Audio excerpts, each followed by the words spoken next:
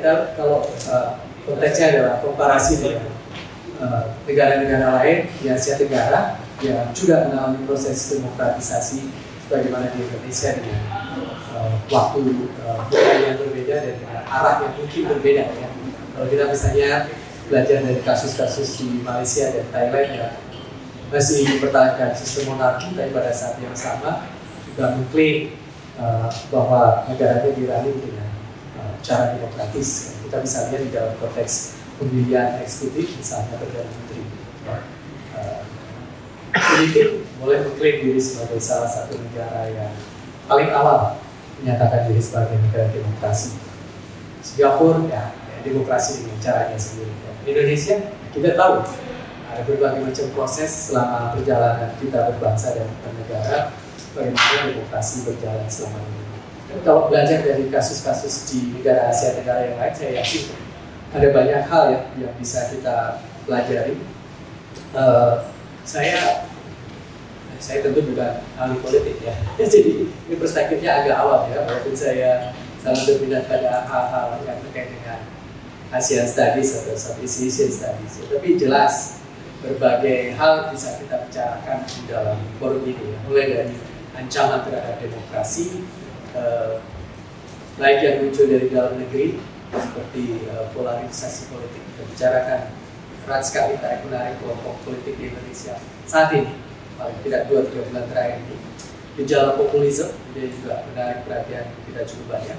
Lalu yang penting dan relevan saat ini itu penurunan kepercayaan terhadap institusi demokrasi, baik oleh pengaruh yang datang dari luar ataupun dari perilaku aktor-aktor politiknya itu sendiri yang membuat banyak warga masyarakat tidak percaya lagi pada institusi demokrasi di Indonesia. Nah, saya kayak gitu berpanjang-panjang, tapi saya ingin teman-teman juga nanti mudah-mudahan bisa belajar fokus pada kasus-kasus di negara-negara Asia Tenggara. Yang saya sampaikan pada Pak Andreas dan teman-teman di holding group, ada semacam similarity dalam konteks perilaku politik atau fenomena politik yang terjadi di negara-negara Asia Tenggara. Salah satunya adalah kembalinya kekuatan-kekuatan politik lama di dalam konteks paling tidak 3-5 tahun sekarang.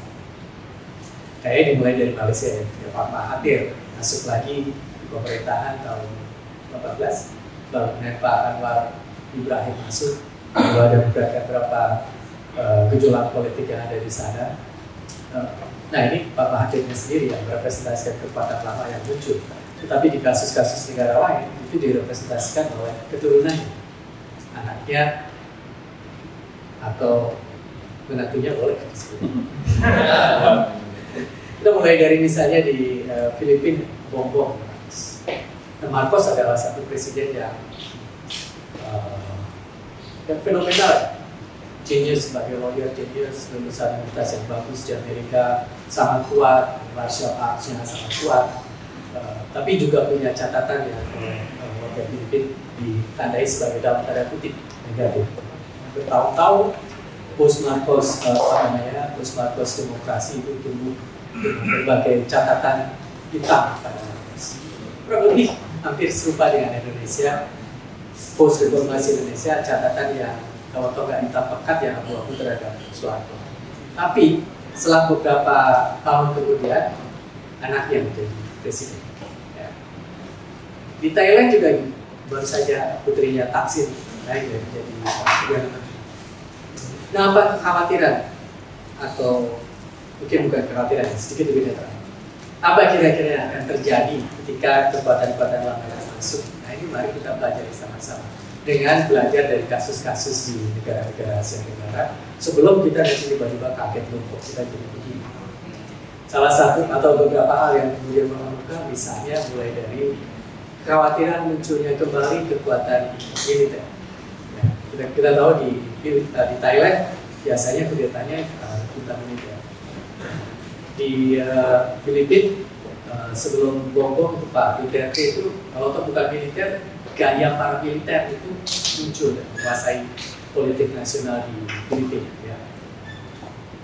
Kebetulan saya 1 tahun riset di Filipina, jadi saya ingat sekali beberapa hal, mulai dari Irak sampai Duterte, oh itu koboi-koboi dan sekarang bom itu persis dibenci dan dinanti. Iya. Ini menarik sekali.